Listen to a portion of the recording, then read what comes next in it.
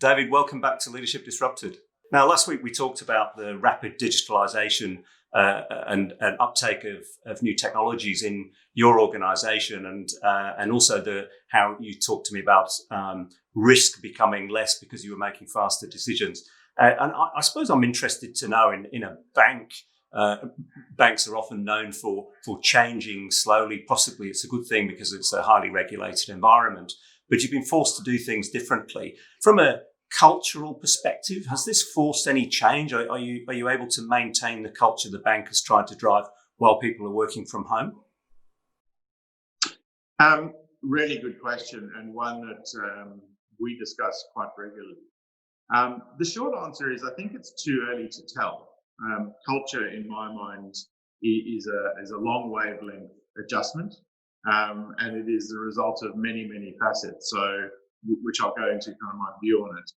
So, my hypothesis is that our culture will change, and I have quite a strong belief on that. And it will change not because we choose to run a cultural program, but actually because I think culture, in my view, is the manifestation of two things: context and design. And when we change the context and we are thoughtful about the design of work, what we end up seeing is a new emerging culture that comes around. In a lot of organizations that I've worked in the past, which have run great leadership development programs where culture has been a big part of it, we've always led with this cultural change, mindset, curiosity, all of the things that you would expect to be in a really comprehensive program. And what I've always found puzzling is that 6-12 months later, all of the people that went on those courses left with fantastic intentions and high motivation to do things differently. Yet when you go and inspect the organization, not a huge amount has moved on. There might be one or two brave souls that are really trying to do something different. But what's happened is that they've kind of reverted back to the way that things used to be. And that's because the context of the organization hasn't fundamentally changed. And the design of work, the policies, the procedures, the practices that people follow remains unchanged as well. And that makes it really difficult to change culture. But this event that we're seeing is profound in that the context changed overnight. We went from being an office-centric enterprise to a work-from-home enterprise. We went from a culture where everything had to be double-checked and triple-checked to we know what we need to do to be safe and compliant. How can we do this in the context that we're now in? Which then goes to the second point is, the design of work. None of our work designs contemplated 80% of your workforce working from home using tools like this. None of the designs of our BCPs contemplated every single country being in this situation. We always considered it as one country or one center at a time.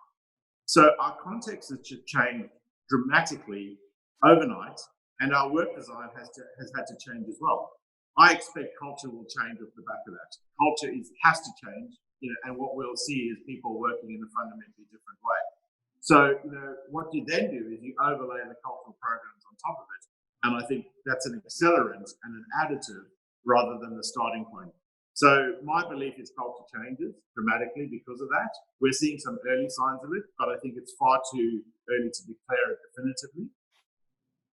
Another thought that just springs to mind as I talk to you about this is the other context that's changing dramatically at the same time is the Black Lives Matter movement. And what you're seeing out of that is a fundamental challenge to, are we really being inclusive? Have we thought about the unconscious biases and the structural issues that exist around the world and the impact that it's having on a number of different groups in our communities? And so I think you add that into this context and you're going to see immense cultural change, not just in our business, but in a lot of other businesses. And I think real goodness will emerge from it because I think this fundamental reset is a very, very important and powerful force.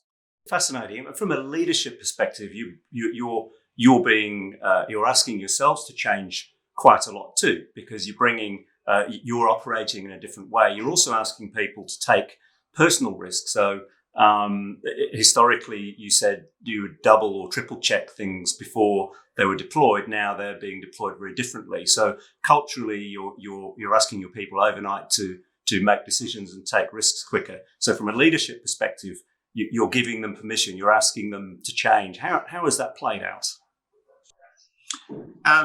Look, I think that is a very challenging thing, because it goes to the heart of how people think about themselves and how they value their contribution.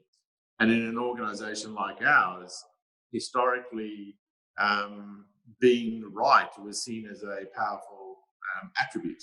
So people, where we're over-indexing on being right, it forces people to do a lot of analysis and to be super cautious. What we're now saying is, we need the business to keep running, and we need to be very alert to what the customer needs are, but do it safely. So it's almost, you pivot the other way around. You say, really understand what the customer wants. Make sure that you can do it in a way that's compliant and safe. And then we overlay onto that a sort of a mantra that says, because we are in difficult, new, uncharted waters, we're not going to get everything perfectly right. So put out the right sensing to understand where things aren't working and react quickly to that so that we can course correct. And just the combination of those things has meant that people are starting to understand, I can't be perfectly right because I've never experienced this before, and no amount of analysis is going to give you the exact answer. So let me get on and be responsive and reactive to the customer, and let me over-index on my sensing of what's working and not working, so that I can look out for the warning signals that are out there. Just as a final question, and I'm changing tack slightly, and I'm asking you a slightly personal question as a leader. The last few months have probably been the most challenging and perhaps interesting in your career. What if you could pick out one learning that has come from this that has made you a better leader? What would you point to? I think the points that we worry about is that we're not in the office and we don't have the personal connection. So how do we develop and maintain that personal connection? And so for me, that is the thing that I have front and center, and run a bunch of experiments, do a bunch of skip meetings with no agendas, just to chat to people.